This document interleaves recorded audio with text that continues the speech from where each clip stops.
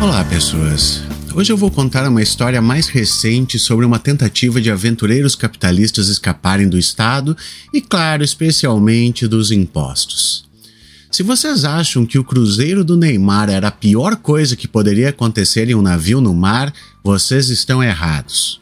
Para essa coluna eu utilizei como base o artigo The Disastrous Voyage of Satoshi, escrito por Sophie Elmhirst para o Guardian. Se você está curtindo o conteúdo produzido pelo Viracasacas e tiver como, lembre que pode nos apoiar no apoia.se/viracasacas e também na Aurelo. Vamos à história. Em dezembro de 2010, o ex-engenheiro do Google, Patrick Friedman, esboçou o futuro da humanidade.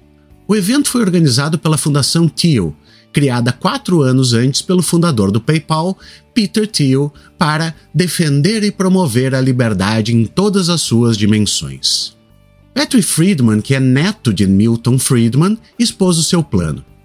Ele queria transformar como e onde vivemos, abandonar a vida na Terra e todas as nossas velhas suposições sobre a natureza da sociedade. O plano era começar uma nova cidade no meio do oceano. Friedman chamou isso de seasteading, homesteading the high seas, uma frase de Wayne Gramlich, o engenheiro de software com quem fundou o Instituto Seasteading, em 2008, ajudado por uma doação módica de $500 mil feita por Thiel. Friedman explicou seu raciocínio. Por que, perguntou ele, num dos países mais avançados do mundo, ainda se utilizava sistemas de governo de 1787?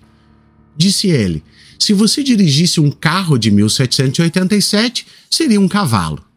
O governo, ele acreditava, precisava de uma atualização, como se fosse um telefone celular.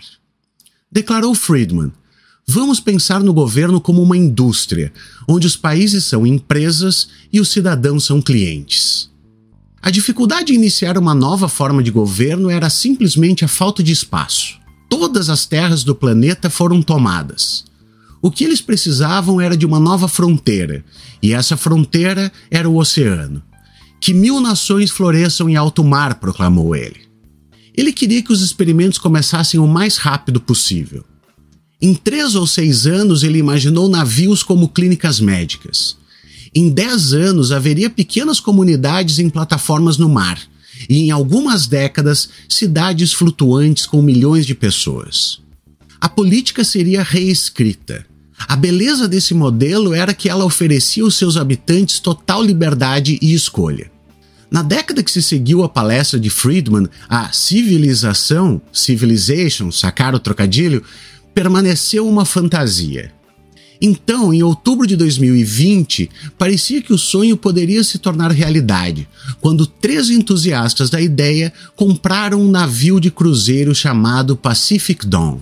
Grant Romund, Rudiger Koch e Chad Elvartovsky planejavam levar o navio para o Panamá e estacioná-lo permanentemente ao largo da costa como o núcleo de uma nova sociedade que funcionaria apenas com criptomoedas. Em homenagem a Satoshi Nakamoto, pseudônimo do misterioso inventor, ou inventores, do Bitcoin, eles renomearam o navio como MS Satoshi. Eles esperavam que esse navio se tornasse o lar de pessoas como eles, nômades digitais, fundadores de startups e primeiros adotantes do Bitcoin. A visão era utópica, mas seasteading já não era um ideal futurista. Era, disse Romund, um navio de verdade.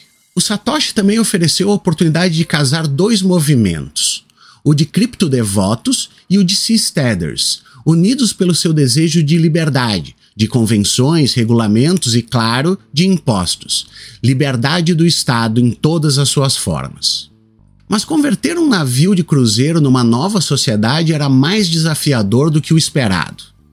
O alto mar, embora pareça sem fronteiras e livre, é, na verdade, um dos lugares mais estritamente regulamentados da Terra.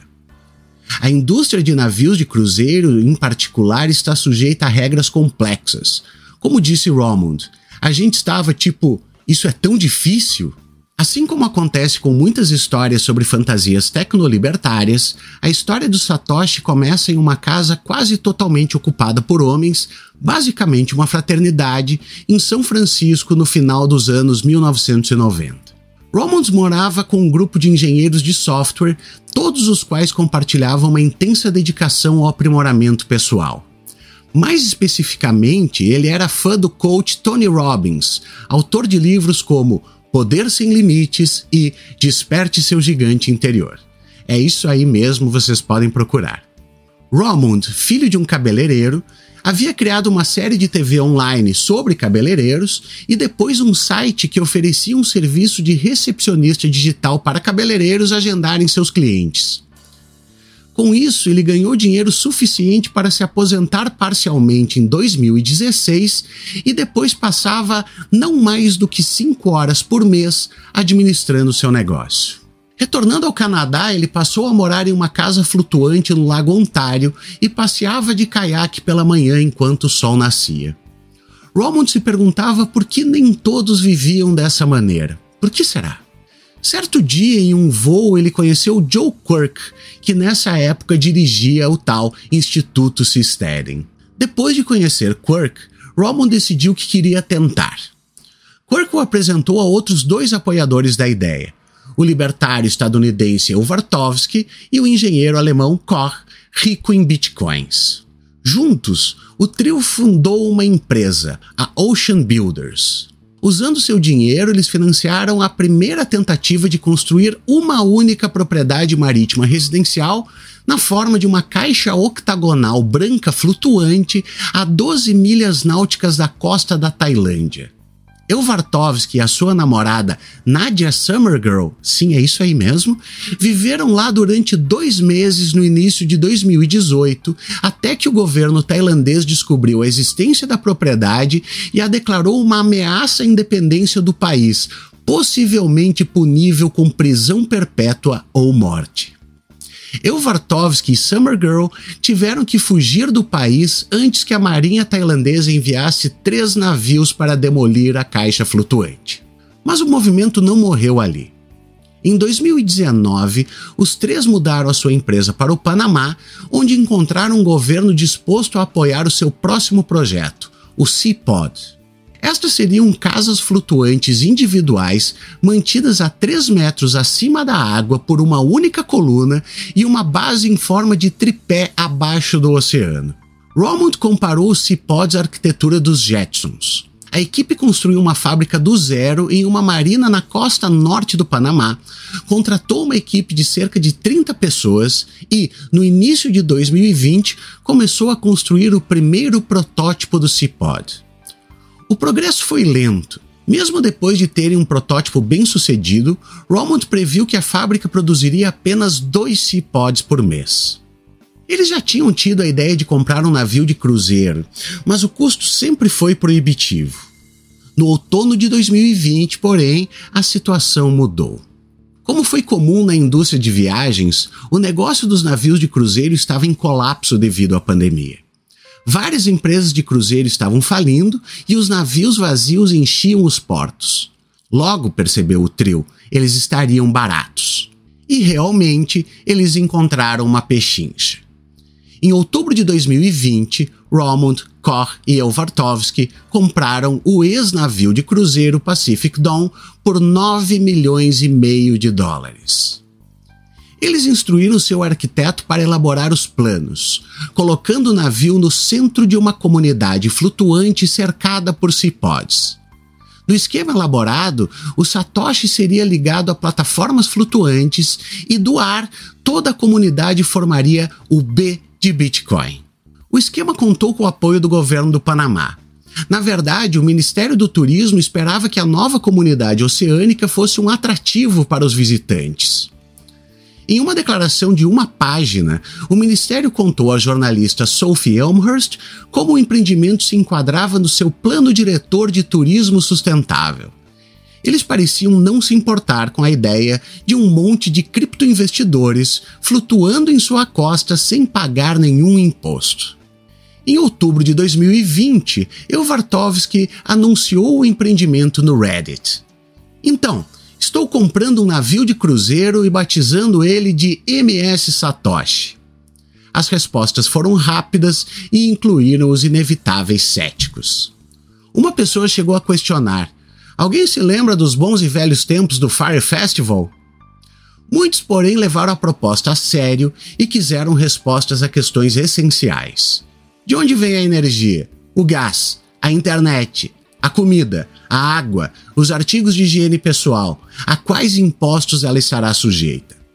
Vartovsky respondeu a todas as perguntas com muita atenção. Haveria geradores no início, seguidos rapidamente pela energia solar. Este seria um criptonavio ecológico. A internet sem fio de alta velocidade viria da Terra. Os serviços seriam incluídos nas taxas inicialmente, mas seriam medidos quando os sistemas fossem atualizados. Você não quer ter que pagar pela mineração de criptomoedas de outra pessoa, escreveu ele. Quanto aos impostos, você não pagaria nada sobre o lucro obtido com empreendimentos sediados em território fora do Panamá. Você seria livre para ganhar ou minerar tanto dinheiro quanto quisesse. Seria um paraíso regulatório para trabalhadores remotos. À medida que as perguntas do Reddit continuavam, as respostas de Vartovsky revelaram alguns dos aspectos práticos mais complicados da vida a bordo. As únicas instalações de cozinha estariam no restaurante. Por razões de segurança, ninguém estava autorizado a ter micro-ondas nos seus quartos, embora algumas cabines tivessem um frigobar. Ele ofereceu aos moradores um desconto de 20% no restaurante e mencionou que alguns interessados já haviam conversado para alugar parte da cozinha do restaurante para que pudessem preparar sua própria comida. Nem todos os usuários do Reddit ficaram convencidos. Sem micro-ondas, mas com plataforma de mineração. Esquisito. A comercialização do Satoshi logo começou para valer com o leilão de suas 777 cabines no mês de novembro, enquanto o navio cruzava o Atlântico em direção ao Panamá. Cabines sem janelas custavam $570 por mês, com vista para o mar $629 e com varanda $719. No site da empresa, uma página de perguntas frequentes abordou os fundamentos do processo de leilão de cabines, as taxas e a logística. Pessoal, especialmente treinado, seria contratado para manter o navio livre de Covid e, através de uma parceria com uma plataforma, múltiplas criptomoedas seriam aceitas para pagamento. A última entrada na página discorria sobre a possibilidade de ter animais de estimação a bordo, e dava uma visão sobre a tensão entre a ideia de liberdade e a realidade de centenas de pessoas que coabitariam um navio de cruzeiro. A resposta estava vinculada a um documento separado, contendo uma lista de 14 condições, incluindo uma que declarava que nenhum animal deveria exceder 9 quilos e que qualquer latido ou ruído alto não poderia durar mais de 10 minutos. Se um animal de estimação perturbasse repetidamente a paz, não seria mais permitido que ele vivesse a bordo. No dia 29 de novembro, Vartovsky publicou outro post no site da empresa, anunciando a abertura oficial do Satoshi em janeiro de 2021. Um mês antes, em 29 de outubro de 2020, o navio Dawn iniciou sua viagem para o Panamá, navegando de Limassol, Chipre, para Pireu, na Grécia. Uma semana depois, ele foi entregue aos seus novos proprietários e tornou-se oficialmente o Satoshi.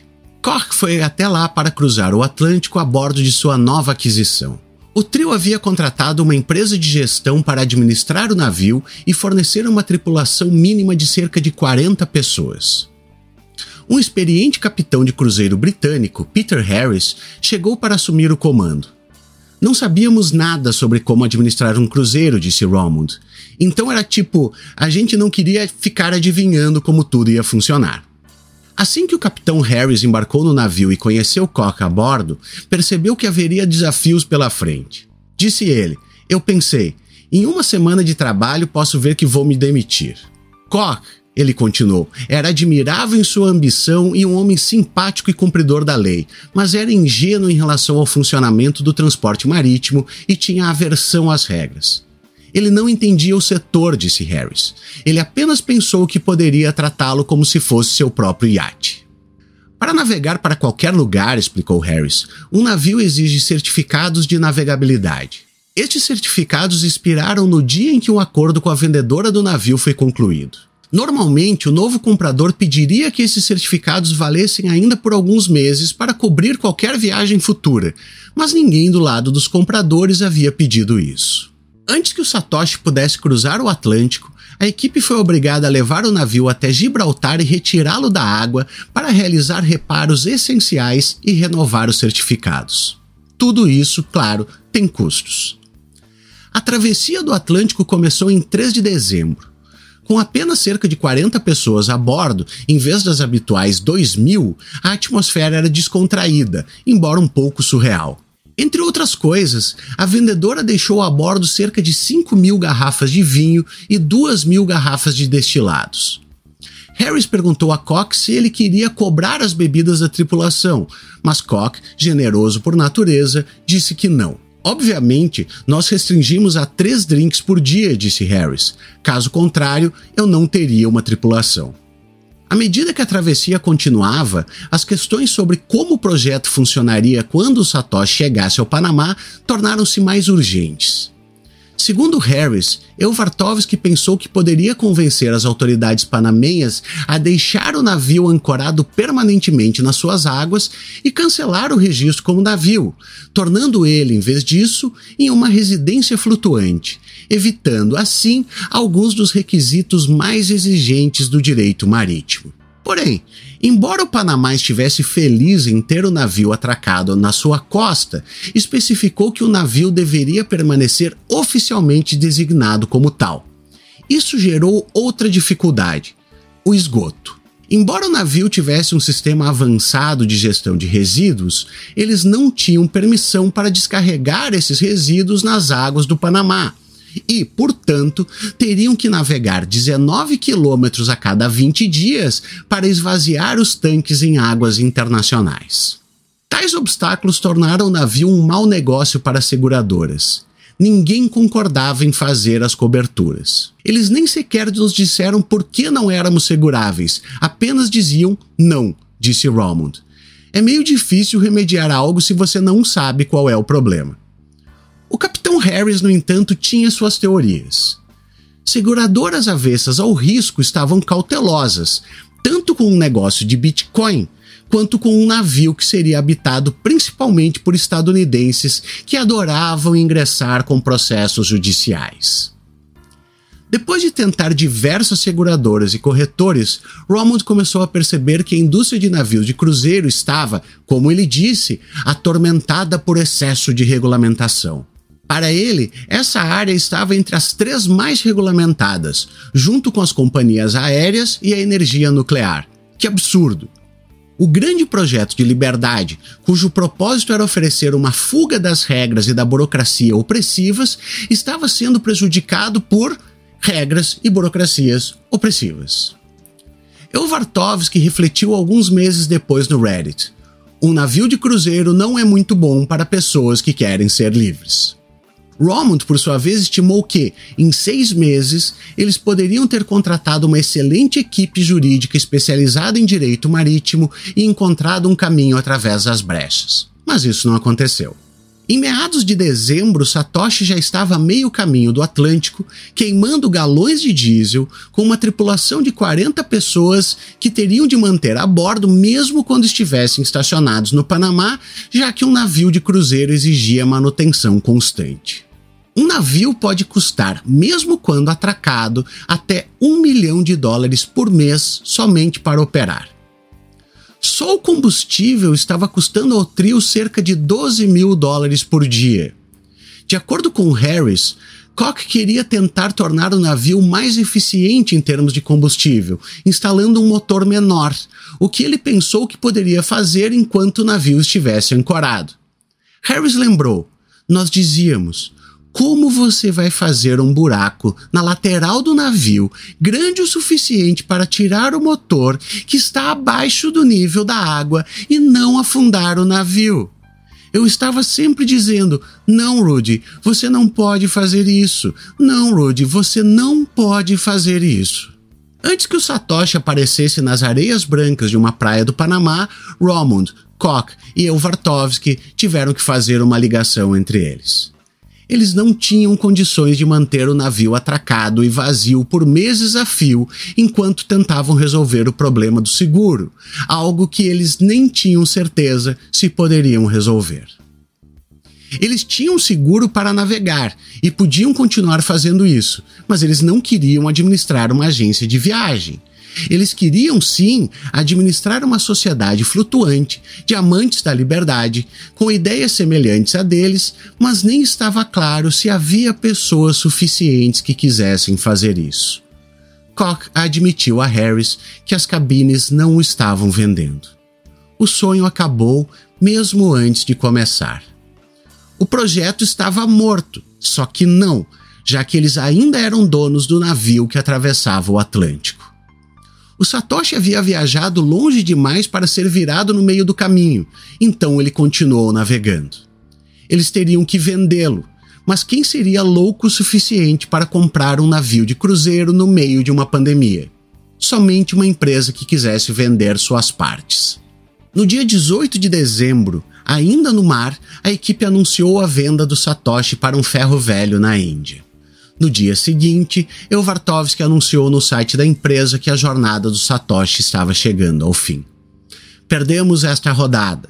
O novo normal, o grande reset fez outra vítima, escreveu ele, articulando o colapso do Satoshi com uma teoria da conspiração da Covid de que a pandemia tinha sido gerida por uma elite global.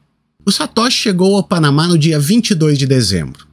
Romund, o homem mais motivado pelas questões práticas do que pelo simbolismo romântico dos seus esforços, percebeu que, embora todo o plano tivesse desmoronado, ele ainda era o coproprietário de um navio de cruzeiro. Decidiu passar o Natal a bordo, junto com a tripulação. Até mesmo desmantelar o Satoshi provou ser um desastre. Depois de fechado um acordo com o ferro velho indiano, o trio percebeu que, de acordo com a Convenção da Basileia, que abrange o descarte de resíduos perigosos, não era permitido enviar o navio de um país signatário, o Panamá, para um país não signatário, a Índia. O contrato com o ferro velho teve que ser cancelado. Nem tudo estava completamente perdido, pelo menos para o Satoshi. Um corretor de navios ouviu falar da situação do navio e percebeu que era exatamente o que um novo cliente dele procurava e fez um acordo rápido. O dono da empresa compradora não confirmou o valor, mas a imprensa especializada informou que o Satoshi foi vendido por $12 milhões, mais do que pagaram por ele, embora possivelmente não o suficiente para cobrir os custos de administrar um navio de cruzeiro vazio por 3 meses. Em 23 de fevereiro de 2021, o Satoshi partiu do Panamá, atravessando o oceano que acabara de cruzar. O trio retornou às suas missões privadas, trabalhando nos tais Seapods. A jornalista Sophie Amherst disse que, vendo os pods, ficou tentada a perguntar o que fariam se alguém que vivesse neles quisesse comprar 1 litro de leite. Mas pensou que talvez ela não entendesse os objetivos dessa nova forma de viver apartada dos modos antigos. Os pods foram projetados para ter uma escotilha no teto, disse Romund. Ele estava conversando com alguns criadores de drones e imaginou pessoas voando para seus pods de forma independente, pousando nos telhados e entrando pela escotilha. Talvez fosse assim que você conseguiria 1 litro de leite. Esta foi uma história sobre como continuam sendo feitas tentativas para criar formas de escapar do Estado e, claro, dos impostos, já que todas estas tentativas de fugir do Estado acabam, ora vejam só, criando um Estado. Uma nota pessoal. Uma questão que me chama a atenção nesses casos e em outros nesse mesmo sentido. A ideia de criar espaços sem intervenção do Estado ou onde se poderia testar uma utopia não tem nada de errado. O que é revoltante para mim é que todo esse esforço seja gasto em busca de objetivos mesquinhos, como não pagar impostos ou não fornecer auxílio aos mais necessitados.